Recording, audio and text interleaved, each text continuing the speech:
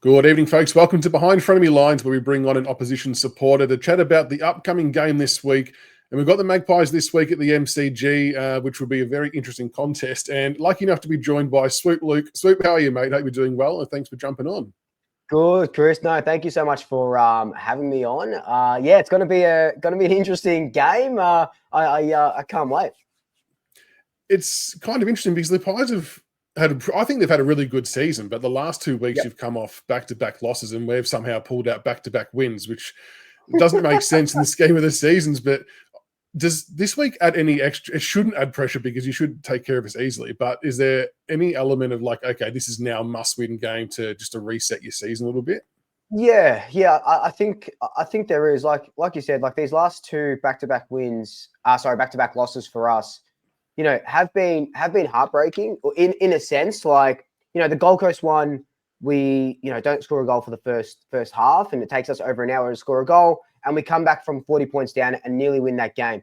Fremantle's one a little bit different. We're up by 4 goals, kick the first 2 of the fourth, and then lose. And then from being 2.5 games clear on top of the ladder, you're only half a game clear on top of the ladder, and you go, hang on, we need to put our foot down. And I think this Tigers game, for previously we would have thought it might be a bit of a walk in the park, but with recent form and stuff and how we're sort of been playing, we know that anything can happen in football. You just have to be 2% off and anything can bloody happen. I've seen a lot of sort of commentary on the different socials from Collingwood supporters who are kind of a little bit torn about maybe the resting players that you might have done over the last week or two. Have you felt that that's been a deliberate tactic to try and freshen players up? And where do you sit with that side of things? Yeah, like when we're winning, it looks good, and everyone will say, "Oh, that's amazing!" Like that works out. And when you're losing, you go, "Oh, why are we doing this for?" So you can't really win. Like last week against Gold Coast, we rested Brody Mychek and Patrick Lipinski, so our best forward and our best user going inside the forward 50. This week, not so much resting as to just injuries to players. You've got some key outs. Yeah, and you look at our, we went up against a Fremantle defense with all talls. They played 5 talls yesterday, and Darcy Moore was our tallest defender.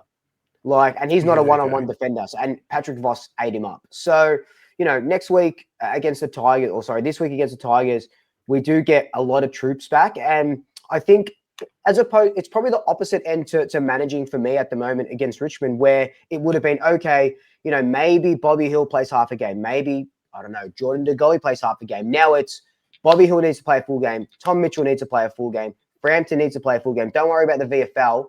We have to get these guys out because we need to just stamp our authority on this game. Yeah, makes sense. And your injury list is quite long. And I actually think it's why I've been ultra impressed with how you've gone about your season with the players you've had out for different periods. I mean, De Goey's not really played a lot. Obviously missing Houston at the moment as well. Has this been a year you expected? Obviously missed finals last year. Did you expect this type of bounce back with how strong you've been? Look, I expected a bounce back. I knew last year was a bit of an anomaly, especially at one point, I think Richmond sort of went through it as well. At one point, we had 17 on the injury list, last year. So I knew there was going to be a bounce back. I didn't know it was going to be this big of a bounce back. So that's been surprisingly nice.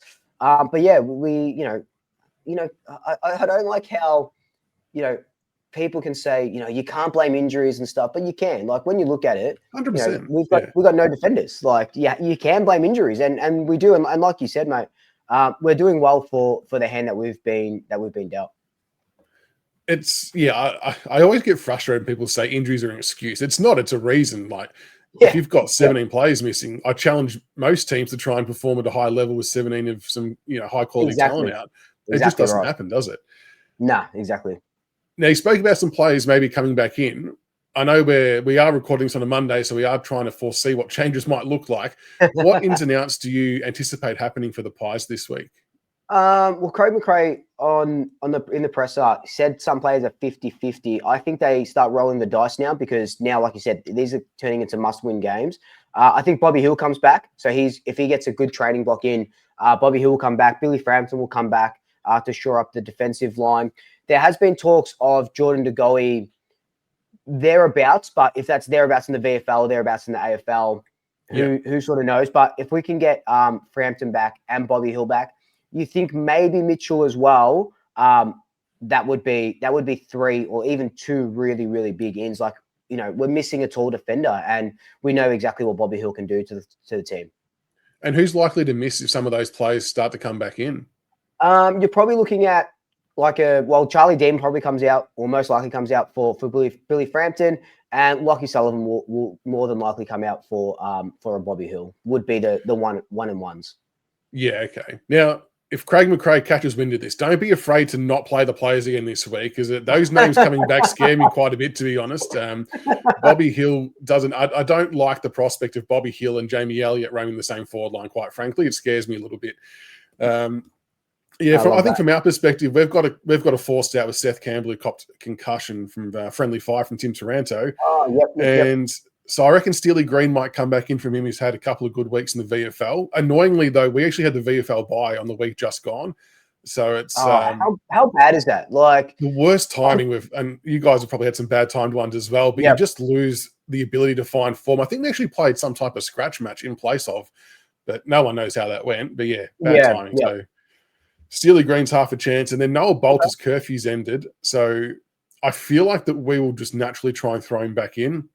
Yep. I'm not fully sold on it, though. Like, I don't know how many of the Richmond games you've seen with him playing, but he has not looked mentally in the game. And I know he's got a bit of shit going on due to his own silly mistakes.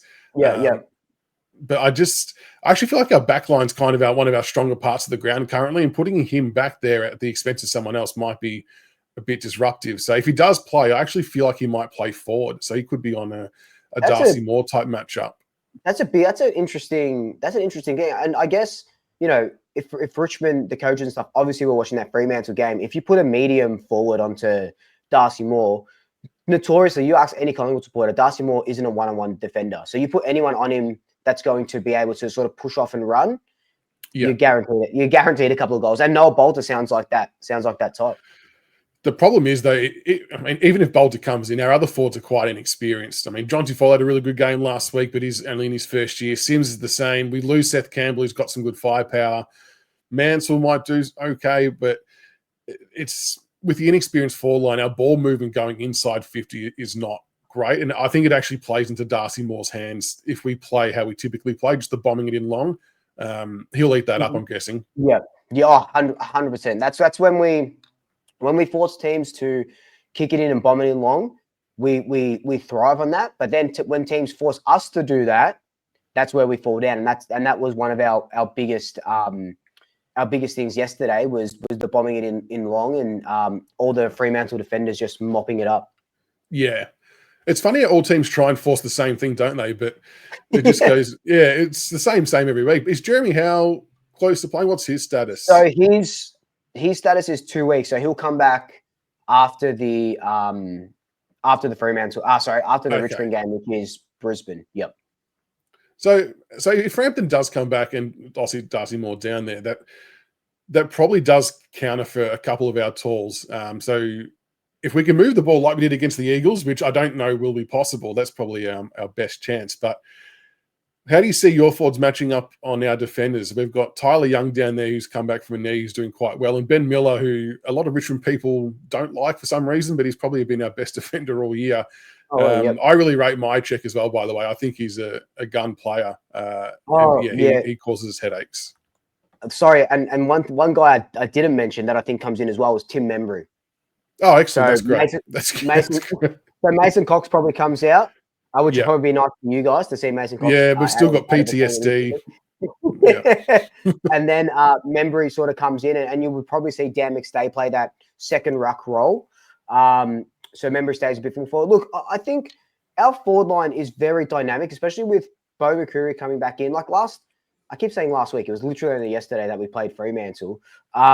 We had, I think it was equal the most tackles inside 50 in the AFL's history, or the most. We had 35 or 36 tackles inside 50. So our defensive pressure in the forward line is there.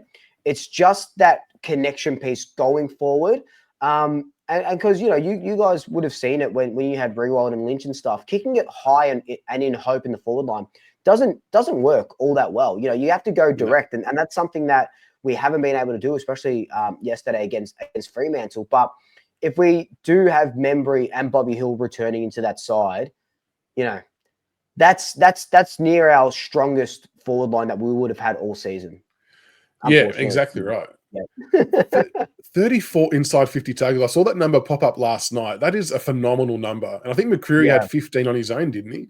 Yeah. McCreary had 15 tackles. I think Ned Long had 13 as well. So our pressure and the way we structure and the way we went about it was everything was fine. Everything was good. It was classic Collingwood. You look at the numbers, we were all there, and it's just missing goals. Like, we know that bad kicking is bad football, and I know it's so cliche to say, but if you're not kicking goals, you're not winning games.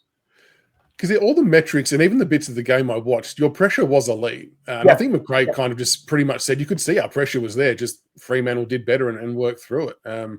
Exactly. That's literally all it is. And sometimes that happens. Exactly. And all it is it takes 2% to be off after you've gone 4 goals up in the last quarter. You drop back a little bit, and then the other team just rides over the top of you. Do you think I feel like this is going to be an angry Collingwood that come out this week? I don't think the Pies like losing in general. And McRae knows a bit of our list from his time at the club as well, I guess, as well. There's been a little bit of time that's passed. What are you expecting to see done differently this week from a Collingwood game style perspective that hasn't maybe happened the last 2 weeks in the losses? Yeah, look, I'm expecting, you're right, Collingwood to come out firing. Look, typically we respond well, but we don't respond in a fiery sort of way where we come out and just smash teams in that first quarter.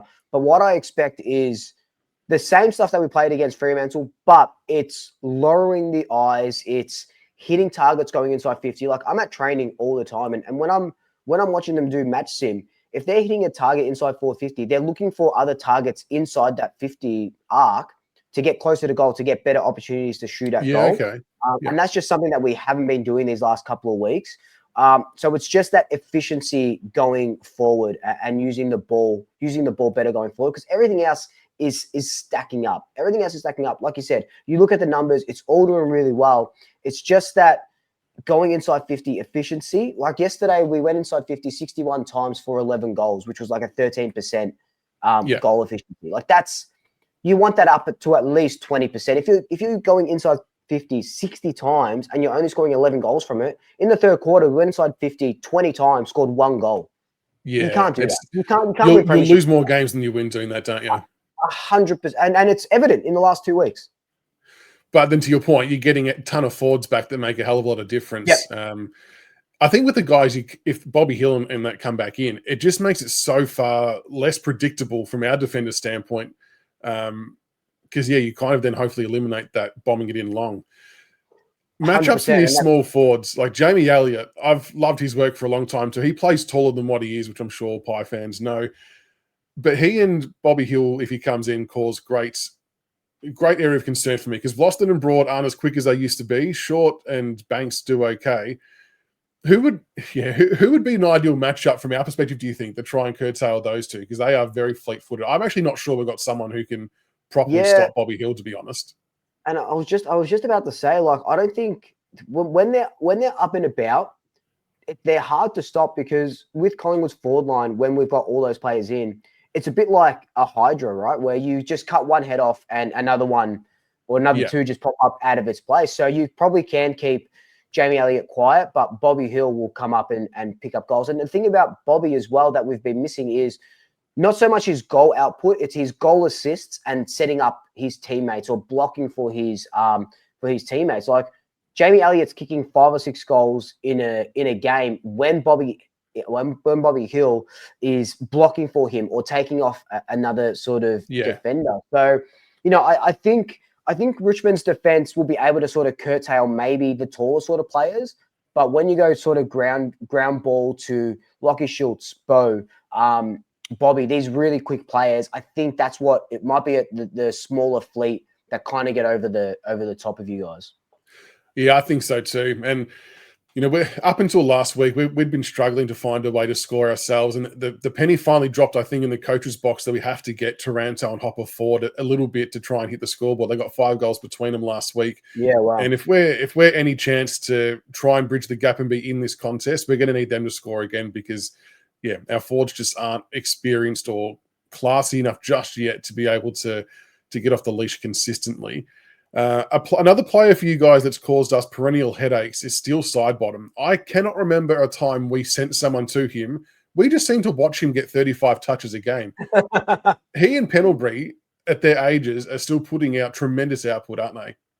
Yeah, no, those are the guys where you sort of need your senior heads to move around the ground and coach on the ground. Like we saw it last week where Pendlebury started as the sub, comes on at halftime, and then we nearly win a game that we didn't kick a goal from. So it's these guys, like experience matters. Like that's the short end of the stick. But Steele's probably the one that's been down a little bit recently.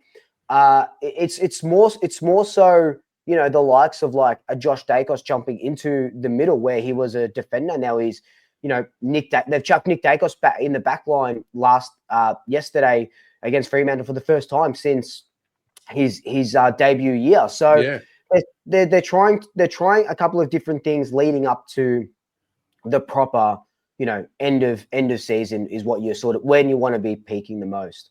Yeah, exactly right. So was Dacos tagged yesterday? Was that part of the reason he moved back there? Was it just so Craig McRae could see some different things? Yeah, it's just so Craig McRae could see some different things. Like he still had 43 disposals, and pretty good with his disposal. Like the only knock on Nick Dacos is like his efficiency inside forward 50, like going inside the forward 50. He tends to just bomb it long.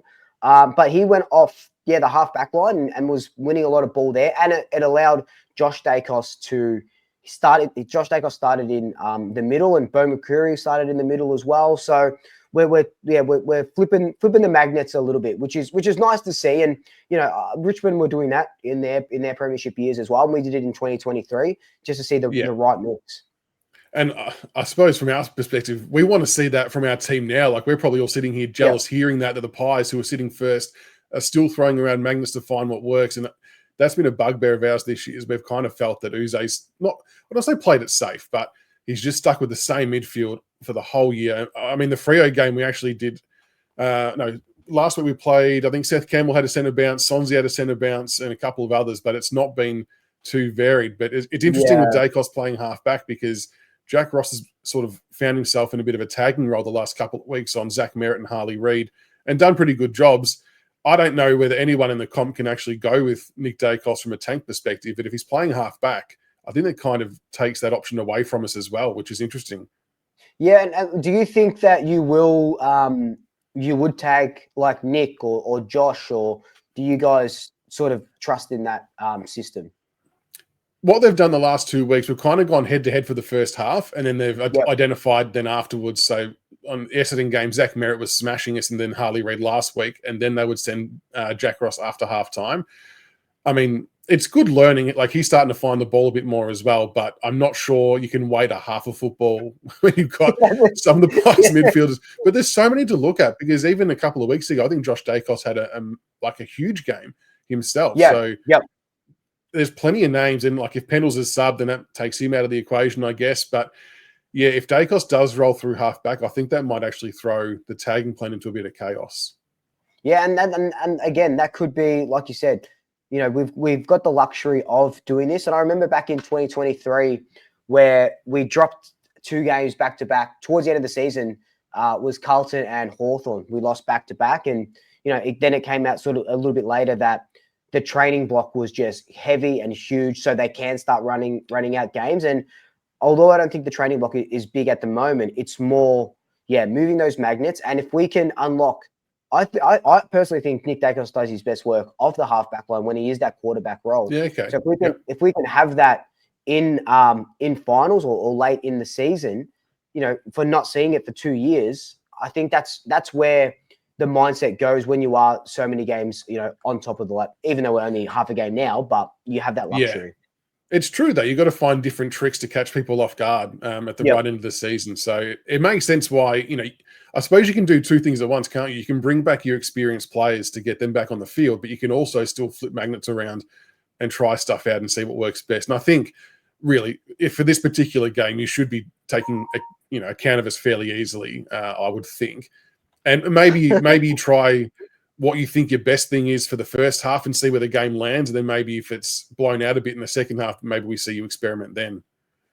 Well, yeah, and I think that's the biggest thing that teams start to do now is experimenting in game and being able to change in game. One thing that I've loved about Collingwood's season this year is that we've been a chameleon team where we've changed when we need to change for team. It's not just like, you were saying Uze's had the same midfield all year. We're like, okay, this game is calling for us to have more down and dirty players in the midfield because the Tigers are sort of getting on top of us. We'll do that. And then in the third quarter, we go, actually, we need a bit more speed. We'll do that. So to be able to change on the fly has been something that, I've really noticed this year and something that has been really good and working for us.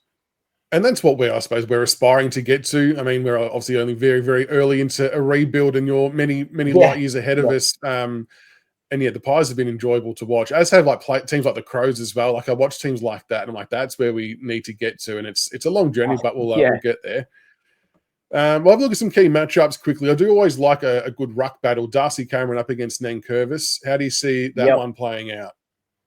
Yeah, look, Darcy Cameron, when you put a big body on Darcy, he tends to falter a little bit. And any Collingwood player, and Craig McRae came out and said it yesterday, any Collingwood fan will tell you that Darcy is great, and he's not a great tap ruckman, though. What Darcy's main benefit is he can drop behind the ball, can take a good contested mark, can run the ground really well. I think Nank will get him in stoppages, but he won't be able to keep up with him around the ground. So it's just what you would rather want to win, those hit outs straight up and maybe get first touch, or do you want to sort of prevent Darcy Cameron from taking contested intercept marks in the back line? And can Nank sort of keep up with that?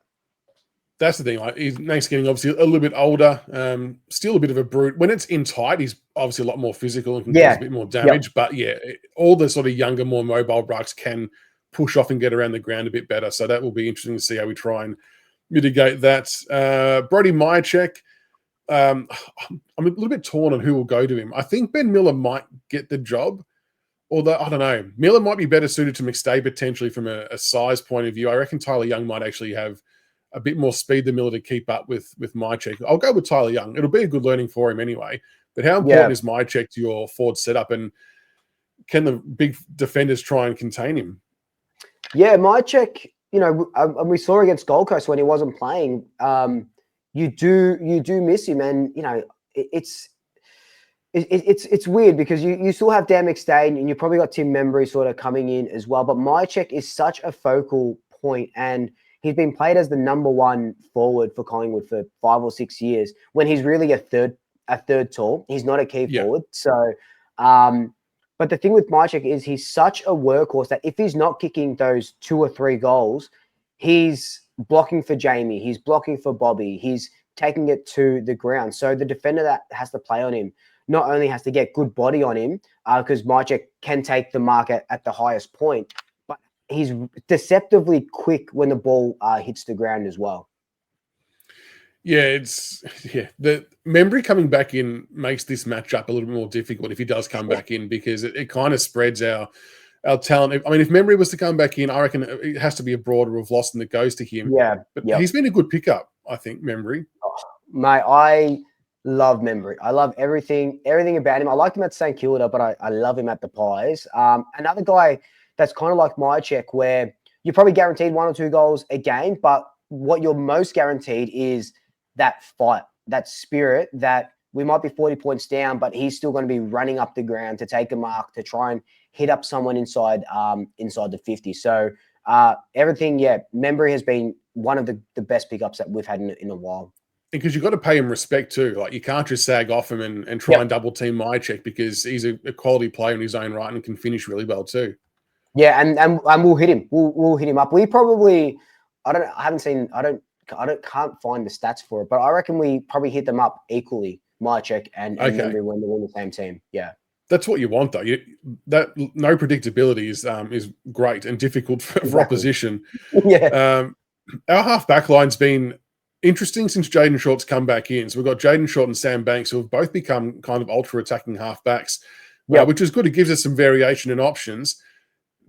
do you see, is it McCreary and Lipinski that potentially line up on those two at various stages? Yeah, it'll probably be Lipinski and Schultz as those half forwards, because McCreary, because we have looked a little bit flat-footed in the middle. I think McCreary will stay in the midfield a little bit more, especially during centre bounces. Yeah. But again, like we talked about a little bit earlier, his tackle pressure just around the ground and inside that forward 50 is second to none. But yeah, your half forwards, you're probably looking at Lipinski and Shooter. And those two players, especially Lipinski, is someone that clubs should start identifying as not a hard tag, but it's like, we can't let him kick the ball inside 50 because he's always going to find a target. It's just crazy what he's been able to do this season. That's the most quality player, isn't it? If you've got someone who can be damaging on the entry inside 50, and that's what we've lacked pretty much all year. Bar maybe Sam Lawley, who's obviously out injured. Yeah, having a quality half forward would be very handy right about now. And you still got Houston to come back in at some point as well. I mean, you're prime. So with all that, what's your expectation for the rest of the year for the Pies? Is it grand final, playing in the grand final at a minimum based on how you've played so far? Yeah, like I've been kind of putting off at the start, like midway through the year, I was really thinking about it. At the moment, I've been kind of putting it off, but like it'd have to be to what we do. Like, look, grand final and winning a premiership would be incredible. I just want to finish top two. I don't want to go to Adelaide in the first week of finals. I don't want to go to the Gabba at the first week of finals. We need to finish top two. And I think, what is there? 5 games left, I think. Yeah. So 5 games left. You probably need to win 2 or 3 of those games to really put it in. And we've got Brisbane and Adelaide coming up, which are vying for those top 2 spots. Yeah, and Adelaide in Adelaide. So at the moment, I think the biggest goal is just to finish top 2. I couldn't care less if we don't get the minor premiership, because what does that give you? $1 million? Like, fine, what the biggest prize is playing in Melbourne week in, week out in finals. Like, we travel well, but I'd rather 90,000 Pies fans than 40,000 Adelaide Crows fans. 100%. You take that every day of the week. It's a tight top 4. It's it is. Mean, as annoying, I suppose, from your perspective, that you lost the last 2. It's actually opened the race right up for top 4 and the rest of the 8. Well, we play on Sunday, so by the time we play, Collingwood will probably be sitting 3rd on the ladder until the result of the Richmond. Like, how that doesn't. You're not thinking about that 4 weeks ago. You know what I mean? No, definitely not. Yeah, it's just been such a close year. And it's just one of those years where, just absolutely anything can happen. But top 2 is the aim at the moment. Yeah, exactly. And like, even teams like the Bulldogs, who on paper should beat a lot of teams above them, but they just seem to falter. But on their day as well, they can be a genuine threat too. It's going to be a fascinating final series. Like, I agree with you. If any year you want a home ground advantage, is this year. I think it's as close as ever. And especially because there's a lot of, when I checked the ladder last, there's a lot of interstate teams. So you don't want to sort of go there and, knowing Collingwood, we're probably going to cop bloody Geelong in the first week. So the home ground advantage doesn't do anything anyway, because they love playing at the MCG. But if you can get one of those interstaters, but Bulldogs is a good shout. Like, flat track bullies, it's probably going to be them or the Suns in that 8th spot. It is going to be an insane, rounds 23, 24 are going to be absolutely nuts. Yeah, it's going to be a quality finish to the year. We'll just keep toiling away. I'm happy with our 5 wins. I think we've ticked enough boxes this year. The only thing that we've got left on our bucket list is not to get beaten by 100 points. This week does scare me, though, in that regard. Mate, I'll tell you this: Collingwood don't win by 100 points. So, like, as in, we just don't do it. We don't put teams to the side. I know, Port Adelaide was a little bit different at the start of the year when we beat them by like 90 something. But the one thing Collingwood lacks is like a death blow. And the death blow might come at 40 or 50 points, but it's not 100 points. So I think that's safe at the moment, unless you guys just don't turn up and you're still at Jolly Station. But I think there's no falter there of losing by 100. But I'll say that I've been really impressed by Richmond this season. The games that I've sort of watched and stuff, and you would have heard it at the start of the season. People like Richmond aren't going to get a game, they're not going to win, and then. I know it was West Coast last week, but the other day. but to beat them by 50, 60 points or whatever it was, and sort of see that work that you guys have put in, it's just been second to none. And I got to thank you for beating Carlton at the start of the year, so that made me very happy. So I'm still living off that. We made the entire AFL world happy in round one. No one expected that. But the West Coast game was good. And the Essendon game, whilst it was optically an absolute schmozzle, it was shit house. But to get the 4 points in a game that was a tough hit out was good. And the West Coast game, I think we were able to see a bit more of what Uze's trying to implement, and we were able to execute 100%. It more. I guess the frustration fans have had recently is before the Essendon game, we played, I think, Geelong, Bulldogs, and Adelaide. So 3 really good sides who are very good at limiting what they want the other team to do. And we just weren't good enough to try and execute any of what we wanted to do. So to see it on display was good. And I really hope we go into the Pies game as a playing group with confidence to keep trying to execute those kicks and those passes. And I know you guys will chop a lot of it off and you'll set up quickly and set up well. But I think it'll be interesting to see how we go playing against a top 2 side, but with our own level of confidence behind us. And I think that's the most important thing. And I think that's something that the lower teams, the teams down the bottom of the ladder should be doing week in, week out. It's just sticking to your guns and sticking to, what and who knows, this time next year, you could be vying for that sort of, that 8th spot or whatever it may be, because Richmond have such a good system and I love Uze as a coach, and I love the players that you guys have picked up. It's gonna be a really exciting game. It always is, Collingwood Richmond, no matter where we go on the ladder. And in a lot of ways, and I suppose a lot of bottom teams in the same position, it's a free hit for us. There's probably not very much expectation on us. So hopefully they just sort of pin the ears back and have a crack. But that's it. With that all being said and done, what's your final tip, including margin? You don't have to go easy on us. If you think it's going to be a big one, feel free to shout out the number. I always tip conservatively, but I've probably got the Pies by like 5 goals, really. Like, I know we probably should come out and try and smash, but it's not about percentage anymore. It's just about get those 4 points and just take them to the bank. But I've got the Pies by about 5 goals, and I think my big call is that Bobby does play and kicks 3. Yeah, I can definitely see all of those things happening. I reckon the Pies might get it done by a bit further than 5. If we can, we always felt if we can keep it under 50, we'll be doing okay. If the Pies are at the peak of their power, but hopefully it's just a good clean hit out. No one gets hurt. And, we can see a close game. But, Luke, thank you so much, mate, for jumping on. Pies fans, if you're watching, I know you probably all know and follow Swoop Luke already, but if you don't, make sure you hit him up on all the socials. We'll put the link to YouTube in the comments below. But I appreciate you jumping on, mate. No, mate, thank you so much for having me. Big fan of all the stuff that you do, so I appreciate it. And I am trolling the Big Footy forums every now and then. I see you pop up. So and all your AFL stuff as well is sick. So no, I appreciate it, mate. So good luck on the weekend, and until next week, folks. Hopefully, go Tigers. But I don't have a good feeling about this one. Go Pies.